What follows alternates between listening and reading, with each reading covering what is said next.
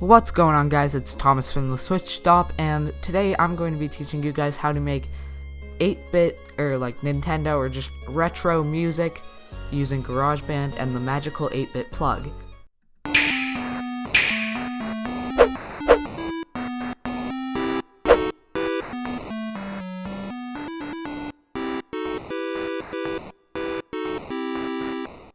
Yeah, okay, so that's just something quick I made as an example. But anyway, here's how to install it. So if we head on over to Safari, and we need to go to the link into the description, or you can just search up YMCK Magical 8-Bit Plug, and this will probably be the first thing that comes up.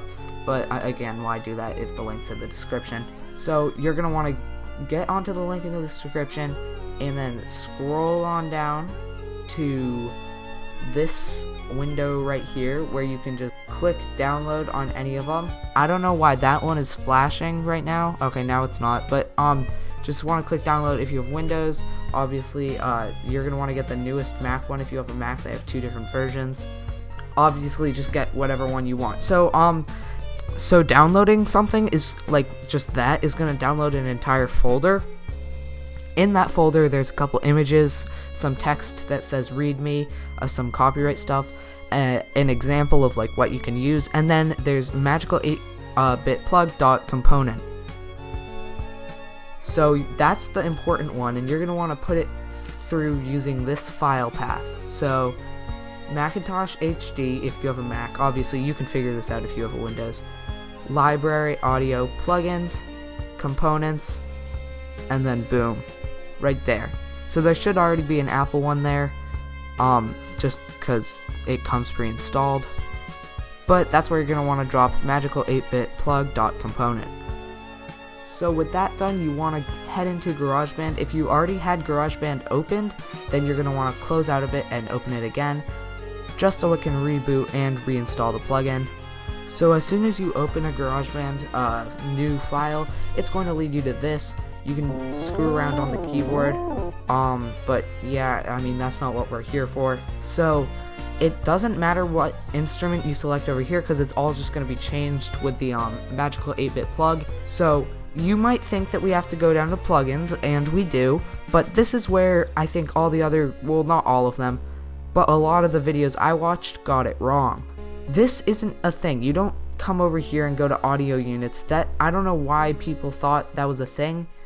You gotta go over to track, open up the plugins window, hit whatever you're at. I think default it's vintage piano, and then for me it's right here under recents because I just used it. But if not, go to AU Instruments, YMCK, Magical 8-Bit Plug. You can choose whatever one you want. I always choose mono, but you literally choose whatever one you want.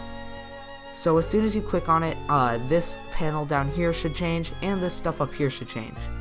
So what this does is this lets you choose one out of the 5 defaults. So we got square, which is just like your normal thing. Actually, let me show what they all do. So create a new thing by hitting command and then just clicking on it. Double tap. So that's square. That's just normal. Triangle is a bit of a different sound. Sounds more video game-esque, but I mean, it's just a little bit different.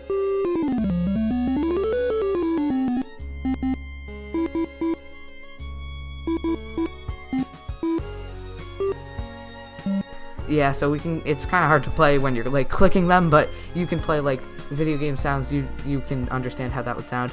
Noise, I was being really stupid and I was like, why would you ever want this? Because it's just like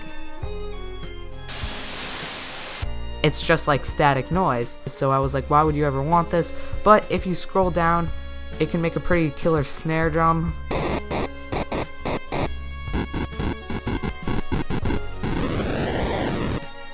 So yeah, you can figure out how that, like, you can make it like a bass drum and a hi-hat, or that's pretty much your percussion stuff. And then 25 and 12.5% pulse, I'm not really sure like where you would use these. It really just comes down to what you like. You can even change all this stuff.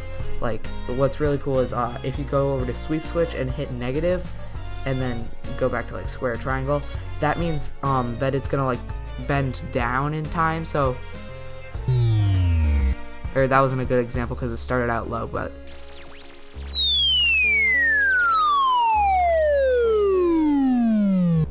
yeah, I mean, you get how you can, like, play around with this.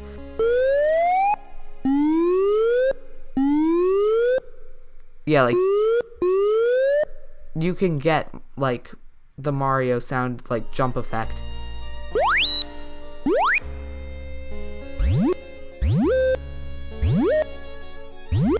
I don't know how to exactly do it, but you could figure it out if you spent like 5 or so minutes just playing around with all these things. And then, yeah, as you saw before, I made a little song like based off Little Root Town from Pokemon Ruby and Sapphire. I know it's not perfect because Little Root Town isn't even 8-bit, but it's just, it's close enough. Like, this was just for demonstration purposes.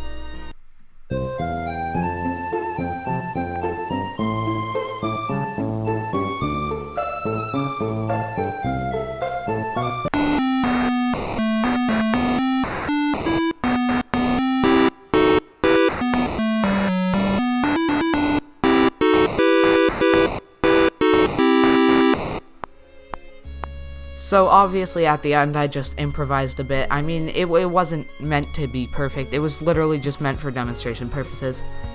But yeah, that's pretty much it. This is the first kind of tutorial I've ever done. I only did this because all the other videos I could find were outdated. But anyway, thank you guys so much for watching. If you enjoyed this video, then subscribe. I put out Nintendo content. So thank you guys so much for watching, and peace out.